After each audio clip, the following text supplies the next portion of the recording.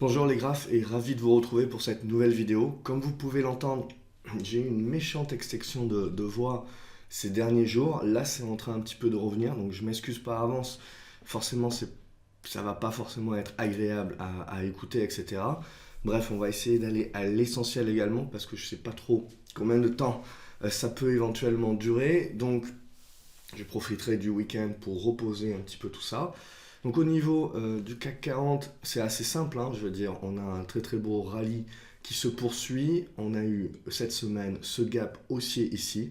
Donc concrètement, au-dessus des 5020, 5040, 5060, on le voit, c'est haussier, point barre. Alors c'est haussier à court terme, hein, puisque là, évidemment, à moyen terme, on est en train d'arriver sur un niveau de résistance, assez important. Donc on a cassé le précédent à 5090 points, 5110 points. Et donc là, l'idée, c'est de se dire, la zone, on a cette oblique ici, hein, je vous la montre, cette oblique qui était passée ici, donc résistance ici, support, support, support travaillé ici, et là, percé, et qui avait servi derrière de résistance à ce niveau-là.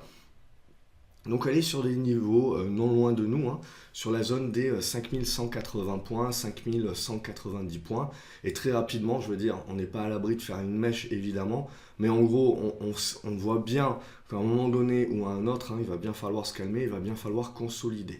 Alors, je le répète, comme la semaine dernière, lorsqu'on aura la consolidation, éventuellement c'est une consolidation qui sera donc proportionnelle par rapport à la hausse que nous avons connue, mais il ne faut pas croire qu'on va remettre en cause, hein, cette hausse-là du jour au lendemain. Je vous invite à revoir une vidéo également, on avait pu parler des raisons, c'est que vous avez encore énormément de cash sur les marchés. Et le fait aussi que les banques centrales aient annoncé qu'en gros, il n'y aurait plus de remontée des taux ou très faiblement, et ben c'est ce qui permet au marché de voir le verre à moitié plein et donc de se dire que bah, c'est simple, hein, je veux dire, vous avez des entreprises qui font encore de la croissance, donc qui sont encore intéressantes et qui donc payent bien plus que les autres actifs.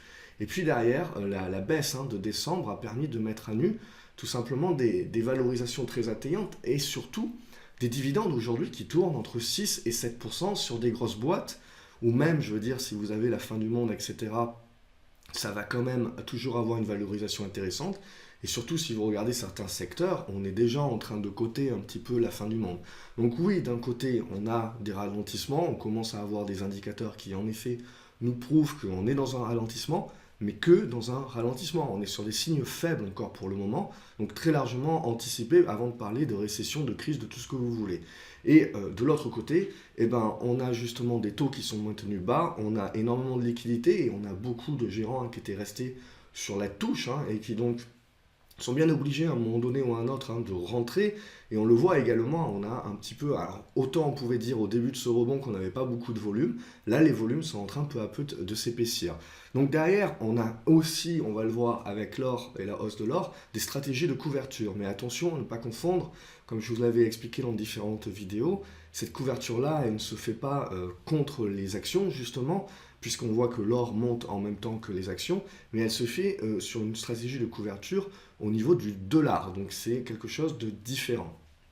Et là aussi, hein, si vous voulez jeter un œil, on n'est pas sur des volumes extraordinaires sur la hausse de l'or. Et également, on est sur des volumes assez restreints sur l'euro-dollar. Donc on est bien dans des arbitrages, on est bien dans quelque chose là qui est en train de se mettre en place, c'est-à-dire des arbitrages beaucoup plus moyen, long terme qui sont en train de se mettre en place sur les portefeuilles des gérants et des gros investisseurs. Donc du coup, bien entendu, qu'il faut prendre avec des pincettes cette hausse, bien entendu que vous aurez une consolidation, et bien entendu qu'il ne faut pas essayer d'anticiper tout simplement la fin. On surfe la vague tant qu'on doit surfer la vague, et le jour où on aura des indications contraires, c'est-à-dire pour moi, à mon sens, le jour où on referme ce gap ici, et donc on passe sous les 5060, 5030 points, derrière vous aurez les 4950, et en dernier rempart, hein, les 4880 points. Et en gros, ce n'est que sous cette zone-là qu'on commencera à nouveau à s'inquiéter et à reparler de la relance d'une tendance baissière, etc. Mais tant que ce n'est pas le cas, eh ben on va avoir une construction. Et la construction peut durer, éventuellement. Donc il faut éviter de croire que la fin du mouvement haussier Évidemment, on peut croire aujourd'hui qu'on est plus proche de la fin hein, que du début, c'est clair et net.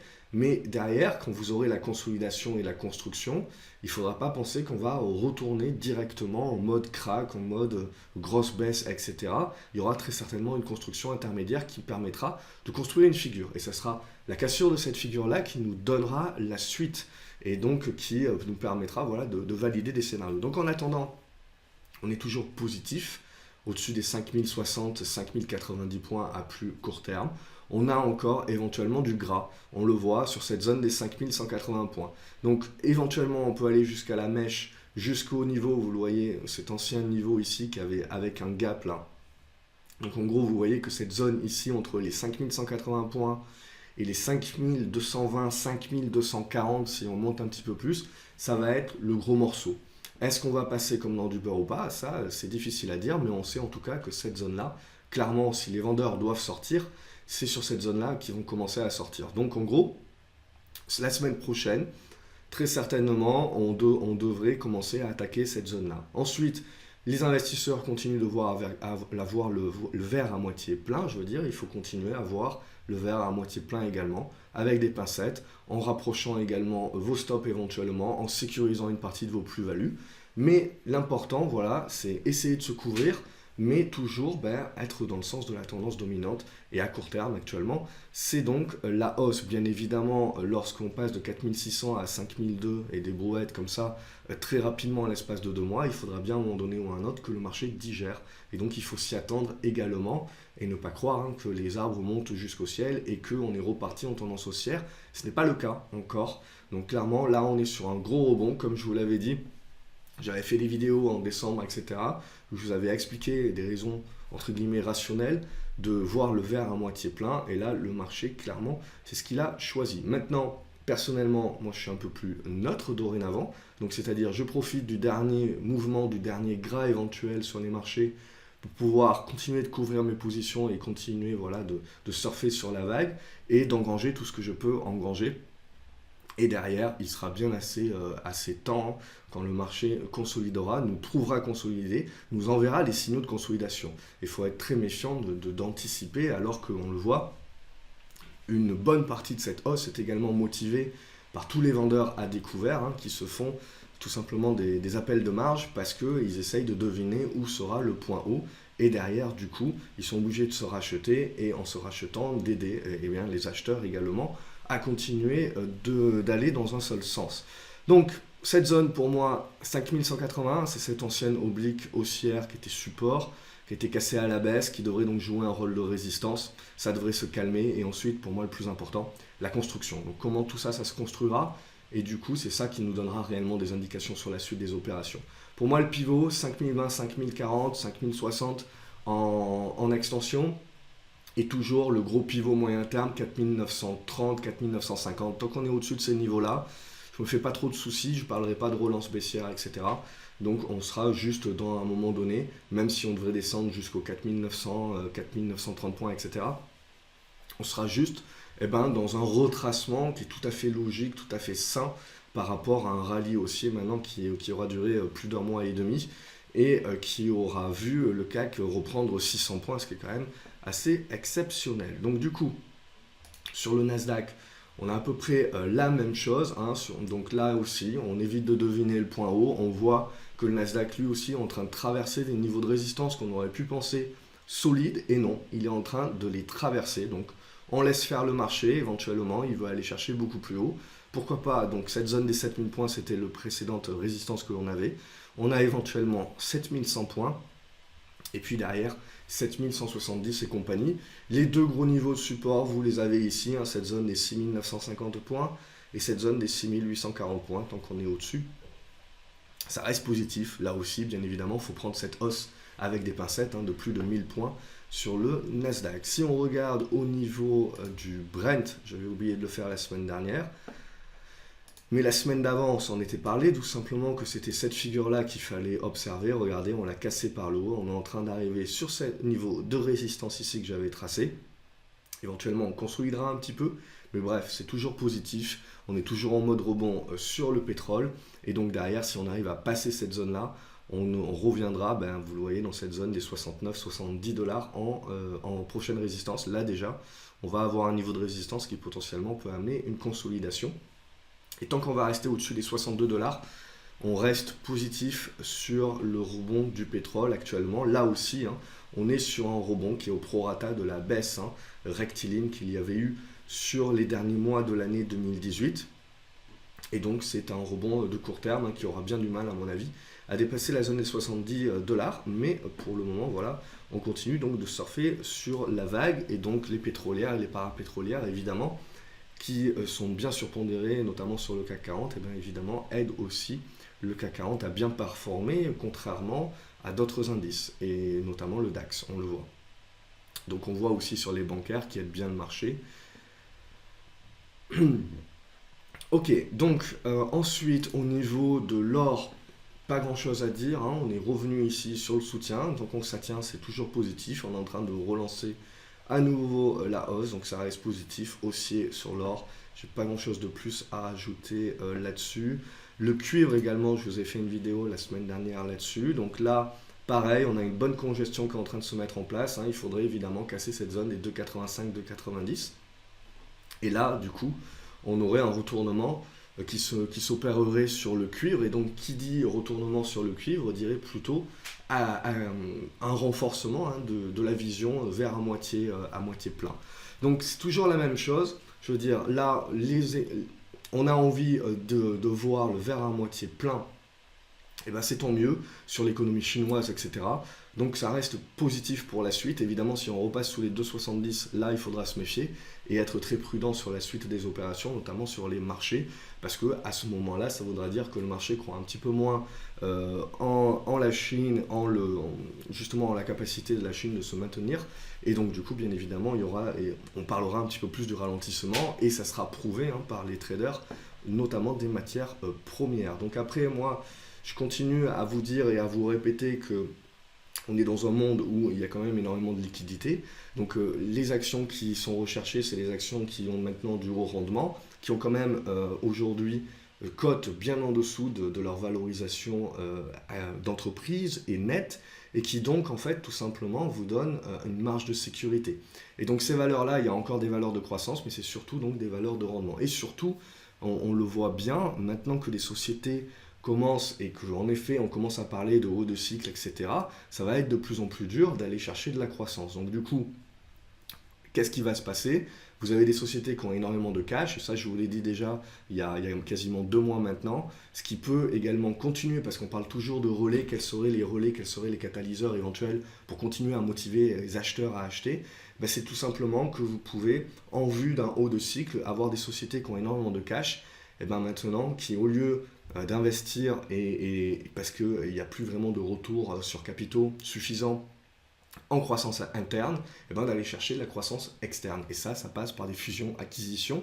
Et c'est quelque chose qui potentiellement va arriver ces prochaines semaines, ces prochains mois, justement pour renforcer différentes sociétés. Et c'est ça qui peut bien évidemment aider pas mal de titres. Et de toute manière, ça fait déjà 2 mois que je vous présente pas mal de titres aussi, qui sont un petit peu sur des secteurs qui seront à surveiller ces prochaines semaines. Donc j'en profite un petit peu pour faire des rappels pour les nouveaux éventuellement. Donc voilà, ça c'est pour le cuivre, j'ai fait l'or, il me reste l'euro-dollar. L'euro-dollar par contre on le voit, là on n'a pas cassé par le haut et on est plutôt en train donc de casser par le bas. Donc c'est pas vraiment pour moi encore dommageable, je continue à privilégier un biseau descendant. La zone de support elle est là sur les 1,11, 1,12. Mais clairement, tant qu'on ne dépassera pas les 1,15, on ne pourra pas parler de relance haussière sur l'euro-dollar. Donc là, on est plutôt en train de continuer une lente digestion dans un biseau descendant. Il faudra encore patienter avant d'avoir des choses intéressantes. Après, ce qui sera intéressant, c'est si on commence à repasser au-dessus des 1,14 et des 1,15, là, ça va commencer à nous envoyer des signaux. Bien évidemment, si on confirme la cassure des 1,12, les 1,11 feront très certainement un appel du pied. On passe aux différentes actions cette semaine, toujours en mode on va dire suivi. Donc Adosia, quand je vous l'avais présenté, hop, elle a rebondi sur le support. On a fait la conso ici, tac, on reprend. Donc ça continue à consolider et à construire. Donc c'est plutôt net au-dessus des 13 euros. On va rester plutôt positif. Air France également perd un petit peu de sa superbe. On est en train de re-rentrer dans cette zone dont je vous avais parlé la semaine dernière, hein, au niveau des 9,70, 10,20. Donc là aussi, ça travaille. Donc vous avez ce niveau support des 9,70, 9,80.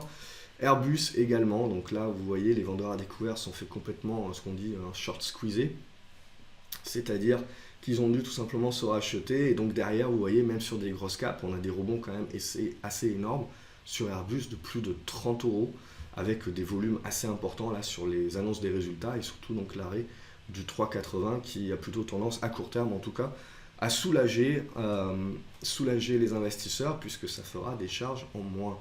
Donc du coup là on arrive sur un niveau de résistance, vous avez ce gap ici qui sera très certainement travaillé et potentiellement on aura une figure derrière à voir sur Airbus, sur Alstom également, ça se passe plutôt bien, on a une autre rebond, on a la résistance oblique donc que je vous avais tracée la semaine dernière et on est en train de travailler cette zone, il faudra casser par le haut évidemment pour pouvoir réellement repartir sur une relance haussière. Sinon, on va construire, vous voyez, dans cette zone ici. Altis, voilà, ça fait partie des spéculatives éventuellement. Alors là, c'est bien spéculatif aussi, hein, mais Altis, vous le savez, c'est la maison mère de SFR. Et on le sait depuis le temps qu'on en parle, hein, ça date depuis 2013, qu'à un moment donné ou à un autre, hein, il va bien falloir y avoir une consolidation du secteur. Et aujourd'hui, Altis est la plus endettée, donc clairement, c'est la vente de SFR qui pour moi me semble le plus naturel et ça fait quasiment un an qu'on peut en parler. Alors les télécoms c'est toujours pareil, de temps en temps vous avez les rumeurs qui reviennent, ça booste un petit peu tout le secteur et puis après ça s'estompe. Donc on a vécu ça depuis 2013, on a vécu un paquet de fois et là potentiellement 2019 hein, on pourrait à nouveau le revivre. Donc j'ai tendance à privilégier Orange pour le rendement hein, sur un portefeuille de long terme et après pour l'aspect spéculatif Altis, hein, j'ai déjà pris la position Pardon, j'ai pris la position déjà 2 fois depuis cette année. Et donc là, graphiquement parlant, c'est pas non plus super intéressant. Ce qui m'intéressera, ça sera le dépassement des 1,87€. Et puis surtout, vous le voyez, hein, ce dépassement des 2,05€, 2,06€. C'est ça qui donnera le là. Altran Techno, cette oblique ici, elle est très probante et donc elle est résistante. Tant qu'on ne la casse pas à la hausse, on ne parlera pas de retournement haussier durable sur le titre. Là, on est revenu sur le soutien, donc on est enfermé dans ce triangle descendant. Il faudra attendre un sens de sortie pour la suite des opérations. Amplitude surgicale également, ça continue de consolider dans cette zone-là. Tant qu'on tient cette zone des 3€, c'est plutôt bon. Évidemment, il faudra casser cette zone des 3,30€ pour relancer la machine. J'ai un objectif là-dessus aux alentours des 3,50, 3,60 dans un premier temps. Antalis, je vous en avais parlé la semaine dernière, la spécu a continué, là on consolide. Mais la spécu va continuer sur ce titre, hein, notamment sur la vente de Sequana. Hein. Vis-à-vis des titres que détient Sequana. Donc il va y avoir de toute façon une opération là-dessus. Donc c'est à surveiller. Aperam également, ça continue de bien construire. Je n'ai pas grand-chose de plus à dire là-dessus. Vous avez une bonne zone de soutien ici sur les 26€. Ici, une zone de résistance. Donc voilà, on a le premier rebond. Et la conso, hein, c'est ce que je vous avais expliqué toutes ces précédentes semaines, sur la façon naturelle, on va dire, que de ces rebonds de se construire. Artefact également, voilà, c'est plus volatile, mais vous avez la même chose, vous avez le rebond, la conso, et là on reconstruit, il faudra recasser derrière, vous voyez, hop, il faudra recasser cette zone ici de 2,60 pour revenir travailler cette zone des 2,80. Atari, ça bouge pas trop, Atari, mais potentiellement on n'est pas loin d'un petit quelque chose, si je nettoie un petit peu mon graphique, tac tac, donc on voit une double résistance en gros entre cette zone des 35 à 36 centimes d'euros, donc si ça passe, c'est là que vous aurez un bon déclencheur. Ce qui est intéressant, c'est que c'est un petit peu en train de se réveiller au niveau des volumes et qu'on a évité de casser par le bas. Donc ça, c'est plutôt positif. Et donc, pour la semaine prochaine, d'un point de vue rebond spécu, un rebond technique, je pense que Atari peut faire partie des candidates. Atos également, on est en continuation du rebond. Vous voyez, on a fait le breakout, le pullback, le breakout, le pullback, et hop, on est en train de repartir ici, et là vous avez à nouveau une résistance horizontale. Si ça passe, hein, on devrait revenir, je pense, dans la zone des 87€. Je ne suis pas partisan d'une fermeture complète du gap. Et après, on verra, ça demandera très certainement une consolidation un petit peu profonde. BlackBerry continue, je veux dire, c'est quasiment en ligne droite. Donc tant que vous voyez, on tient cette oblique-là. Perso, je tiens la position sur un portefeuille long terme. J'en ai une assez grosse, et dès qu'on cassera, je virerai la moitié. Et derrière, ce qui m'intéressera, c'est de revenir sur le niveau des 7,90 à 7,70. Là aussi, hein, il y a un aspect spéculatif sur BlackBerry, c'est que je pense que ça peut intéresser quand même des grands pontes. Karma, il ne va pas se passer grand-chose tant qu'on reste en dessous des 24 euros. C'est un petit peu dommage. Il va falloir attendre que le titre revienne au-dessus des 24 euros et là, ça redeviendra intéressant. Voilà, excusez-moi, je vous ai évité une petite quinte de tout. Donc, on recommence. CGG, pareil. Vous avez une congestion qui est en train d'avoir... qui est en train d'avoir lieu. Ça casse par le haut. On devrait revenir sur les 1,80. Là aussi, c'est bien spécu, mais je veux dire, la remontée du pétrole est bien aussi. Clara Nova, j'ai pas grand-chose à vous dire. On est en train de revenir, vous le voyez, sur cette ancienne oblique qui était résistance, qui est plus ou moins en train de devenir support. Mais en gros, tant qu'on est là, c'est plutôt neutre. Il faudrait repasser au-dessus des 71 centimes d'euros. Et surtout, hein, le gros morceau, il sera là, hein, sur les 82 centimes d'euros pour tous les long-termistes. C'est vraiment ça qui va nous intéresser. Pour le moment, ça continue de travailler. Le titre pardon, est bien travaillé parce que vous avez énormément de traders court terme dessus, hein, qui font des allers-retours tout simplement. Mais à plus long terme, il va falloir encore patienter. Voilà, Crédit Agricole, ça fait partie du marché, du secteur bancaire qui a plutôt bien marché cette fin de semaine. On voit là qu'on avait fait une rechute, une tentative de rechute. On a bien tenu cette zone-là. Donc maintenant, on a un bon support. Et là, on fait une nouvelle tentative de sortie par le haut. Si ça passe, là aussi, c'est un relais potentiel qui devrait aider le CAC 40. Mais on voit, cette zone des 10,40 à 10,60, très rapidement, on va arriver sur des niveaux de résistance qui vont demander justement de construire. On voit également, là aussi, on a eu des bons volumes, hein, sur vendredi, des bons volumes d'échanges. Donc pour moi, le secteur bancaire, tout simplement, on est en train de se rendre compte que potentiellement, c'est en train de devenir super intéressant.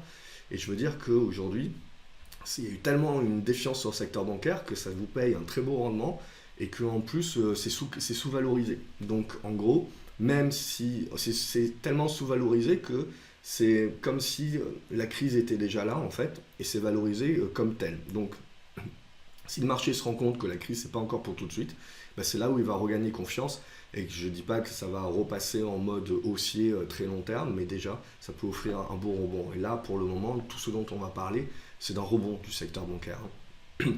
Ça demandera une construction avant de parler de plus.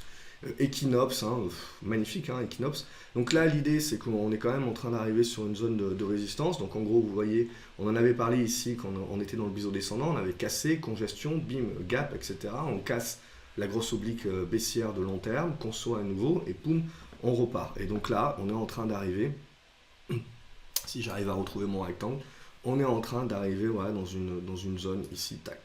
Une large zone qui est logiquement, qui devrait être donc une zone de résistance. Et après, il faudra voir la consolidation. Mais clairement, la consolidation sur Equinox deviendra très intéressante pour du moyen long terme derrière. Il faudra voir la suite. NG, ça continue d'être haussier, on continue de travailler les résistances, pas grand chose de plus à dire là-dessus. Eritech, pareil, tant qu'on n'arrive pas à déborder ces 7,88, on aura du mal à aller bien plus haut. Potentiellement là, si on perce par le bas, on reviendra sur une zone entre les 7,10 et les 6,90 en support. General Electric également, on continue la tendance haussière, mais là aussi à un moment donné, il faudra souffler. Donc perso, hop, voilà, j'attends un petit peu que le titre souffle avant de m'y remettre dessus, aux alentours des 9$, 9,20$. C'est quelque chose qui m'intéressera pour revenir. Groupe Guillain, pas grand chose à dire, on a confirmé cette résistance ici, on est repassé en dessous de ce support là, on est en train de travailler, vous le voyez, ce support des 18,80€, donc là on laisse faire, on attend la suite. Holot Group également, pas grand chose de plus à se mettre sous la dent. On n'a pas validé le rebond pour le moment, on est en train de travailler le bas, ça voilà, on va le virer, et donc du coup on continue de suivre le titre, mais c'est si et seulement si on est capable de revenir au-dessus des 9€ que là ça va nous intéresser. Imeris, pareil, on est revenu chercher le support ici. Bon, j'étais en déplacement, j'ai pas pu m'en occuper, mais voilà, si vous suivez, il y a 2 séances avec des gros volumes ici, puis là, poum, on fait le breakout. Et donc on est en train d'activer le rebond. Là aussi, c'est une société magnifique, leader, et vous avez du coup une inefficience du marché claire sur ce genre de valeur-là, et donc derrière le timing de l'analyse graphique qui vous permet de rentrer au bon moment. Morale et probe, si le pétrole continue de bien se comporter, on a eu des bons volumes ici, il faudra déborder. Vous voyez cette zone des 3,40, 3,45 pour essayer d'aller chercher les 3,80, 3,90. Nanobiotics, j'en ai pas touché beaucoup vendredi et ça m'intéresse. Alors l'idée, voilà, hop, on peut faire un petit truc comme ceci. Je vais éclaircir un petit peu mon graphique et enlever voilà, le superflu dorénavant.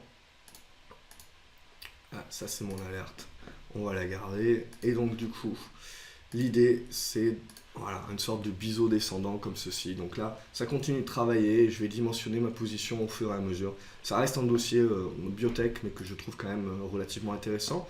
Neovax, hein, c'était la spécule la semaine dernière. On s'en était déjà parlé depuis plusieurs semaines. C'est parti donc la semaine dernière. Et là, on a la conso assez nette qui est en train de se mettre en place. Derrière, il ne faut pas essayer de deviner nécessairement le point bas, mais renforcer donc au fur et à mesure pour essayer de jouer donc le second effet qui se coule. Nexan, là aussi, j'en ai pas mal en portefeuille de long terme. Et donc, du coup, je vous en avais parlé de la congestion ici, du breakout, du pullback. Et là, confirmation, on est en train de revenir. Donc, hop, sur une résistance horizontale, éventuellement les 30,80 € qui peuvent jouer un rôle de résistance avant qu'on consolide et qu'on commence à mettre tout simplement un retournement beaucoup plus durable sur le titre. Nicox, ça reste dans le biseau descendant qu'on se montre déjà depuis plusieurs semaines, donc en attente de la sortie haussière, on reste positif pour le moment. Nokia également, ça reste positif, vous le voyez, au-dessus des 5,25 €. Novacite, pas grand-chose à se dire là, par contre, c'est pas terrible sur Novacite, donc on a cassé par le bas. Ici, derrière, on a fait le pullback, là, on a infirmé la chose. Ça redeviendra intéressant seulement si on revient au-dessus des 37 centimes d'euros. En termes de valeur US, toujours du Onconova. Bon, ce qui me plaît moyen, là, vous le voyez, il y a eu des gros volumes ici. Et là, c'est très très flat au niveau des volumes. Bon, j'avais déjà pu virer la moitié de ma position. Et donc, du coup, là, on est en mode conso sur le titre. Pas grand-chose à se mettre sous la dent.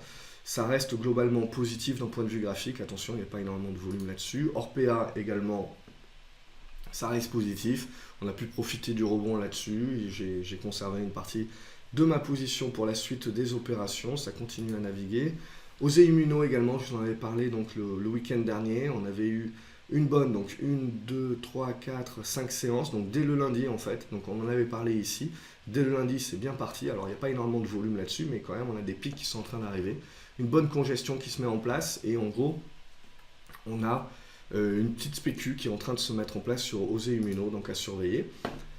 Pixium Vision également, on continue d'être dans ce biseau descendant assez long. Donc est-ce que ça sera la bonne cette fois-ci? Mais en tout cas, on a une nouvelle réaction. Donc à suivre Pixium Vision. Poxel, on a eu finalement le départ. Hein, donc on suivait également cette figure ici depuis quelques semaines. Paf, on a la cassure. C'est en train de partir. Éventuellement, on peut aller jusqu'aux 6,40 €, etc. Et derrière, ça sera la conso qui sera la plus intéressante. Renault également. Pour moi, ça fait partie des titres qui sont intéressants d'un point de vue rendement et d'un point de vue également aspect spéculatif avec différentes rumeurs qui peuvent arriver sur le titre. Je l'ai loupé malheureusement cette semaine, mais en gros, on voit que c'est en train d'être travaillé. Il y a encore du boulot graphiquement en parlant, il faudra dépasser cette zone des 63-64 € Riot Blockchain, là aussi, c'est l'aspect spécu au niveau du Bitcoin. Donc moi, personnellement, je préfère jouer le spéculatif lié au Bitcoin sur des valeurs qui sont plus ou moins liées au Bitcoin et à la blockchain, plutôt que sur le Bitcoin lui-même, puisqu'on voit que le Bitcoin a fait son rebond, mais là, il y a eu quelque chose de beaucoup plus intéressant et viable à faire sur Riot. Donc je continue à avoir ma position. On est en train de continuer la hausse. Après, il faut voir jusqu'où la spéculation peut l'emporter. Si éventuellement, ce week-end également, le Bitcoin est capable de continuer son rebond, de valider un rebond technique, et bien éventuellement on aura la spécu également. Ce qui est pas mal, c'est qu'on a eu quand même des pics de volume là qui sont arrivés. Donc je continue de suivre cette valeur là. Showroom privé, c'est toujours en congestion, pas grand chose à se mettre sous la dent. Il faudra repasser, on le voit, au-dessus des 2,90 pour réellement donner quelque chose. Sopra Steria également, là on n'est pas loin, il faudra redépasser les 90-91 € pour donner un petit quelque chose. Stalergen, j'ai vendu. Donc là, on avait cette oblique ici, les résultats ont été mal appréciés, on voit les volumes sont arrivés, poum poum. Derrière, le carnet d'ordre est assez creux, on a cassé cette oblique du coup support. j'ai décidé, bon, j'avais pas une énorme position, et j'ai décidé là, donc vendredi, de vendre la position, puisque clairement le scénario est caduc dorénavant. ST Microelectronics, on continue d'être dans une conso. Ça reste plutôt positif, hein, le secteur des semi-conducteurs s'est très bien repris. TF1 également, hein, on tenait bien ce support-là, d'un biseau descendant hein, que je vous ai montré déjà depuis un petit moment. On fait le rebond, donc là maintenant il va falloir voir la construction. Donc du coup, hop, on est capable de tracer un petit truc comme ceci, plus ou moins. Et l'idée, ça sera de casser à la hausse pour voir un petit peu la suite des opérations. Total, on est arrivé sur un niveau de résistance. Éventuellement, il y a du gras jusqu'aux 50 euros. Mais on voit là aussi que ça va peut-être demander à consolider, sauf si évidemment le pétrole hein, casse ses résistances. Donc là, ça devrait aider Total à casser les résistances. Et le CAC, évidemment, à casser également. Donc Toax, là, c'est un petit peu calme plat également, toujours. Ce qui nous intéresse, c'est qu'on arrive à recasser par le haut, qu'on confirme au-dessus des 5,50 €. Et là, on continuera de viser mon objectif à 6 euros, 6,50 €. Trigano, pareil, pas grand-chose à se dire de plus. Ça serait bien de casser par le haut ce niveau-là. Et on a un bon niveau de soutien là sur les 73 €.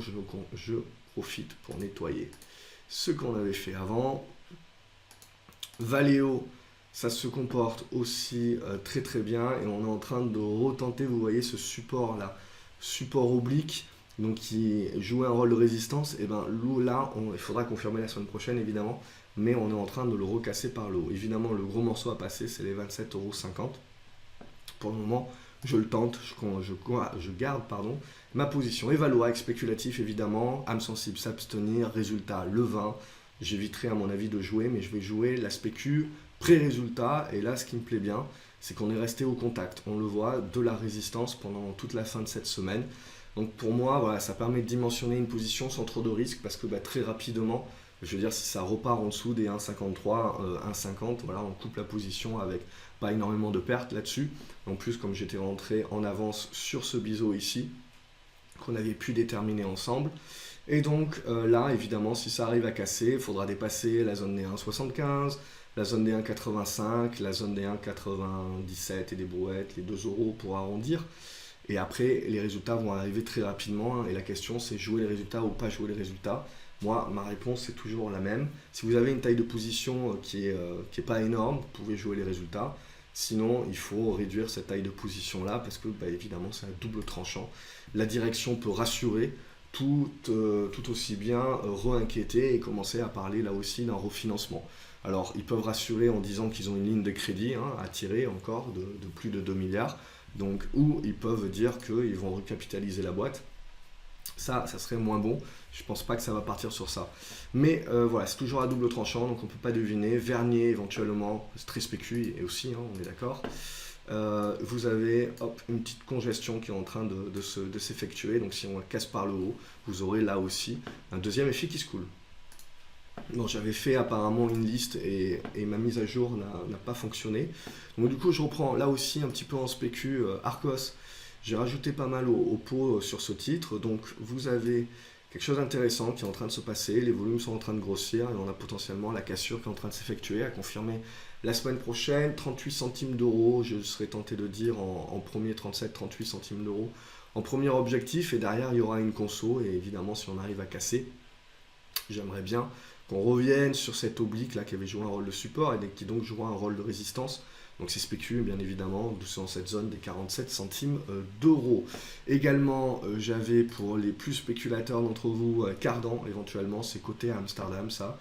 Donc là aussi, il n'y a pas énormément de volume aussi sur une micro cap, donc ça c'est le gros morceau. Mais là, il y avait eu des volumes, donc on peut tenter le second effet qui se coule sur Cardan éventuellement, en mode spécu. Renault, je vous l'ai montré. Dronevolt aussi, c'est très spécu là-dessus. Je crois qu'il y a encore des OCA. Donc ça nous plaît moyen. Mais on a un niveau de soutien sur les 21 centimes d'euros qui potentiellement peut être mis à profit. Voilà, je regarde très rapidement si j'avais d'autres choses que je vous avais mis. Farming Group également. Hop, on allonge un petit peu. Tant que vous ne cassez pas cette oblique baissière, il n'y a pas de signal haussier. Donc c'est ça que vous devez regarder. Le moment où on va casser, il y aura un signal de rebond qui se mettra en place. On peut viser, je pense, les 96-97, hein, cette zone ici, là, tac, qui avait été bien travaillée sur les mois d'octobre. Voilà, B-Post aussi, ça s'est plutôt bien comporté, j'ai vu. Bon, j'étais en déplacement, mais on a bien supporté ce niveau des 7,65. On a cassé du coup cette oblique ici, là, tac.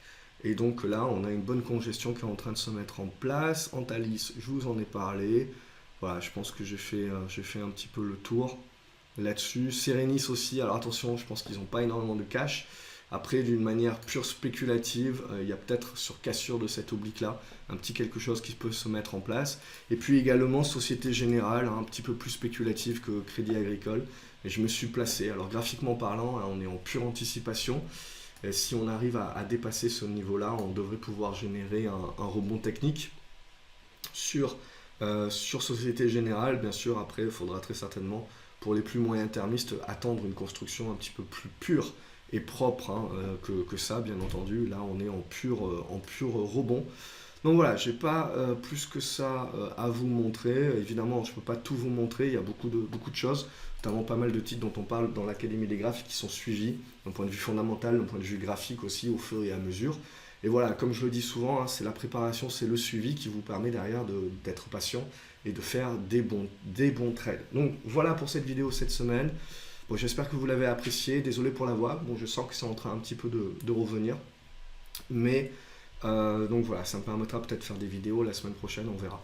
Donc je vous souhaite un excellent week-end. Merci d'avoir regardé cette vidéo. N'hésitez pas à l'aimer, à la partager et puis à vous abonner à la chaîne. Et également, je vous mets en fin de vidéo, vous avez des petites vignettes vers des vidéos que je vous invite à voir ou à revoir pour travailler un petit peu l'état d'esprit, hein, puisque clairement, hein, c'est pas seulement la stratégie qui fait la différence, c'est surtout et beaucoup l'état d'esprit que vous pouvez avoir face au marché. Je vous souhaite un excellent week-end encore une fois. Merci d'avoir regardé cette vidéo. Salut les graphes!